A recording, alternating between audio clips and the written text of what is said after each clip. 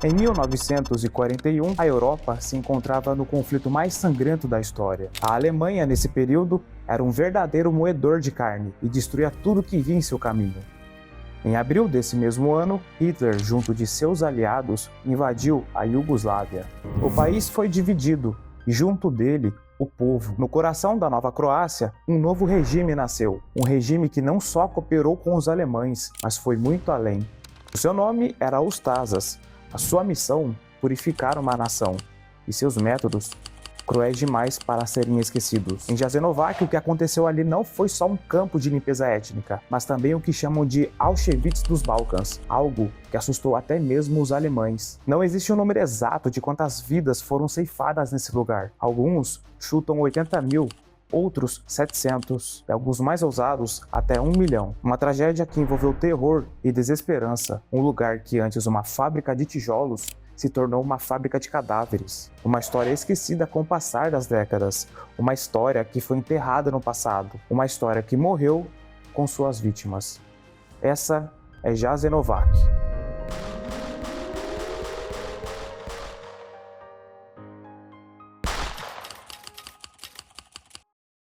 Após a Primeira Guerra Mundial, vários impérios se fragmentaram, tornando-se nações independentes. Uma nação notável que surgiu a partir do Império Austro-Húngaro e o Império Otomano foi o Reino dos Sérvios, Croatas e Eslovênios, conhecido também como Iugoslávia. A nação buscava a união entre os eslavos do sul, que queriam proteção e mais representação étnica, tendo uma enorme diversidade de religiões e culturas, que a tornavam um enorme conglomerado étnico. Alguns que englobavam essas etnias em grupos eram sérvios e croatas, que eram maioria, misturado também de eslovênios, macedônios, albaneses, montenegrinos e muçulmanos bósnios. E também existiam outros grupos em menor escala, como os próprios judeus e ciganos. Mas nem tudo eram flores. O que parecia ser um mosaico cultural vibrante era na verdade um caldeirão prestes a explodir, principalmente pelo fato desses grupos terem sido dominados por diversos impérios que brigaram durante os séculos, especialmente o Império Austro-Húngaro e o Otomano. Grupos separatistas e extremistas surgiam, inflamando o ódio entre as etnias, e muitas vezes o governo alimentava esse fogo ainda mais. Até que em 1939 a Segunda Guerra foi declarada, e a Alemanha avançou por toda a Europa, principalmente nos Balcãs. E vale ressaltar que na verdade o ódio entre as nações não surgiu da noite para o dia. Os próprios sérvios já tinham um grande controle na monarquia, no governo e no exército, e antes mesmo de tal evento, já existiam grupos revolucionários e nacionalistas entre as estribeiras. Um exemplo a ser destacável é de um deputado croata que foi mandado de base dentro do parlamento iugoslávio. Enfim, voltando ao assunto, como dito mais cedo, o eixo invadiu a Iugoslávia em 1941, mais precisamente no dia 6 de abril, com um avanço rápido que ficou conhecido como Operação 25, liderada pela Alemanha de Adolf e seus aliados, dominando o país. E então, foi assim que no fatídico dia de 17 de abril, a Iugoslávia oficialmente declarou sua rendição. E no meio desse caos, uma sombra crescia, e o seu nome era Ustašas.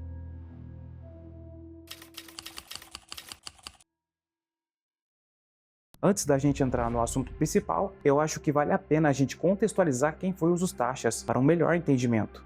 A Ustaše, conhecida como nós Ustašas, foi uma organização croata criminosa que defendia ideais ultranacionalistas buscando uma grande Croácia, racialmente pura. Sim, o mesmo ideal que o Bigodinho. Durante a década de 20, um homem chamado Ante Pavelić, advogado político e seguidor do Partido Puro dos Direitos de Josip Frank, era um defensor fervoroso da grande Croácia, que viu os sérvios como uma raça inferior. Para Pavelić, os sérvios, em grande parte ortodoxos, formavam uma população significativa da região, e historicamente haviam ocupado posições de destaque no Estado iugoslávio, como no exército e na própria administração. Para ele, isso simbolizava um domínio indesejado e uma ameaça à identidade croata. Assim, a perseguição aos sérvios tinha um duplo objetivo de eliminar uma ameaça interna e remodelar a demografia do território. Em paralelo a isso, Pavelić adotou os ideais italianos e alemães da época, também pintando alvo na cabeça de ciganos e judeus. Em 1927, apresentou suas ideias para Mussolini, que as viu com bons olhos, ganhando notoriedade entre os líderes do eixo na época, bem antes do conflito mundial.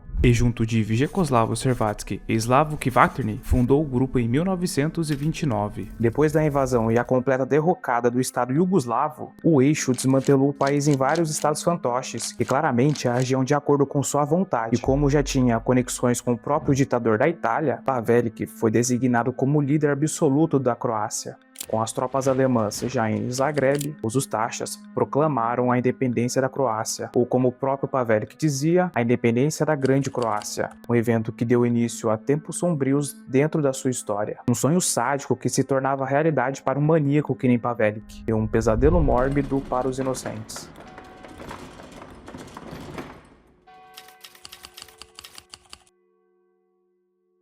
Em agosto de 1941, com poder em mãos, Pavelić transformou os destroços de uma fábrica de tijolos em um complexo de campos próximo ao rio Sava.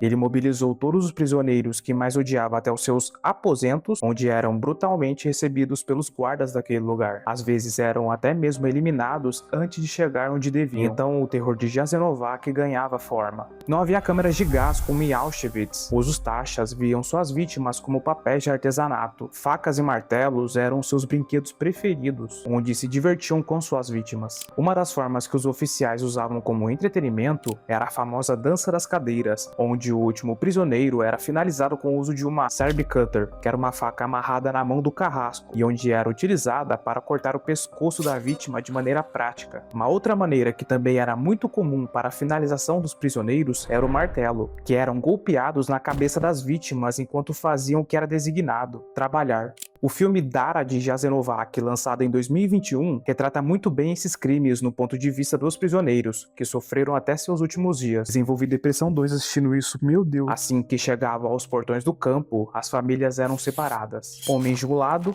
crianças e mulheres do outro. Os homens com mais de 15 anos eram designados para trabalhos forçados dentro do campo, em condições brutais, quebrando pedras, erguendo construções e cavando covas, onde na maioria das vezes eram para eles mesmos. Os mais velhos e doentes eram eliminados ali mesmo. Já as mulheres e crianças eram levadas para outro lugar. Stara Gradiška. À primeira vista, esse lugar era apenas um moinho de trigo, mas na realidade era o lugar mais brutal do campo. Chegando lá, as mulheres eram forçadas a realizar trabalhos pesados e igualmente condições desumanas, como moer trigo, lavar roupa e alimentar animais. Crianças pequenas eram muitas vezes apenas deixadas lá, separadas da mãe, ou até mesmo trancadas em espaços como o hospital, um local onde, sob o pretexto de cuidados médicos, eram deixadas com fome, sede, doentes, até o seu fim. Nenhuma mãe queria deixar a sua criança ir até o hospital, pois sabiam que era um caminho sem volta. Essa era a política da purificação de omissão, deixá-las para partir como se nem tivessem existido. Mas não se confunda, os Ustashas não era só uma organização formada por croatas. Haviam pessoas de todas as origens dos Balcãs que acreditavam no mesmo ideal. Mas, para que um regime desse tipo se mantenha por muito tempo, é preciso de algo além do medo. É necessário a ideologia. Doutrinados desde cedo, jovens Ustashas eram treinados para ver o mundo preto e branco, e qualquer um fora do padrão croata era um inimigo a ser eliminado. As crianças saudáveis que eram levadas até o campo eram designadas a uma escola de doutrinação por freiras, que apresentavam os ensinamentos da milícia. Eram ensinados a ver sérvios, judeus e ciganos, e opositores como traidores da Grande Croácia, ou seja, como inferiores. Embora compartilhassem da mesma ideologia, o nível de crueldade dos Ustashas superava até mesmo dos alemães. Inclusive, há relatos de oficiais alemães que ficaram perturbados com a brutalidade em Jasenovac. Sim, você ouviu direito. Os alemães ficaram horrorizados com esses métodos. Isso não quer dizer que os alemães, em comparação, eram mais bonzinhos. Muito pelo contrário. Na verdade, mostra o quanto o ser humano não tem limites quando se trata de crueldade. Como dito antes, essa crueldade começou em agosto de 41 e só foi terminar no ano de 45, quando os partisãs, junto do Exército Vermelho, marcharam sobre o rio Drina.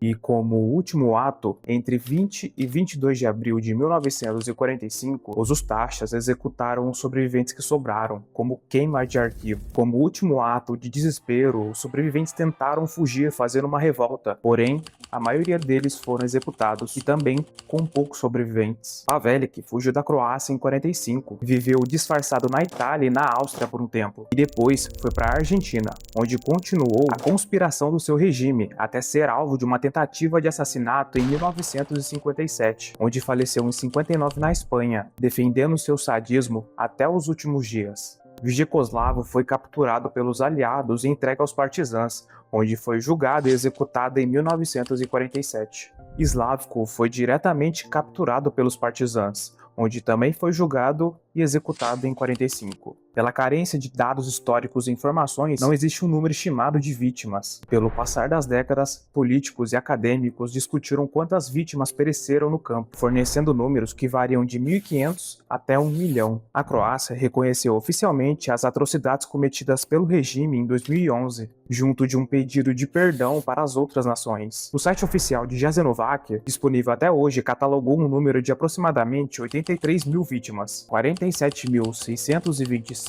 sérvios, 16.173 ciganos, 13.116 judeus, 4.255 croatas, 1.128 muçulmanos da Bósnia e 266 eslovenos e outras nacionalidades. Embora esse seja o valor oficial, não existem números concretos e as informações variam até hoje, já que grande parte da documentação histórica foi queimada pelos próprios Ustashas para não deixar nenhum vestígio. A única coisa boa que podemos tirar de exemplo dessa história, se o seu amiguinho do lado vê o mundo de maneira diferente, deixa ele fazer o que quiser. Dizem para usarmos a história como exemplo do que não fazer no presente, mas parece que o mundo está se dividindo novamente, buscando um novo caminho. Porém, eu espero que isso não aconteça. 80 anos para nós pode ser muita coisa, mas para a história é só um sopro. E não é à toa que somos afetados por histórias milenares até hoje. Obrigado por ter nos assistido até aqui. Se você gostou do conteúdo, comenta, dá um like e se inscreve aí pra gente saber se tá bom o conteúdo, a edição. E até a próxima.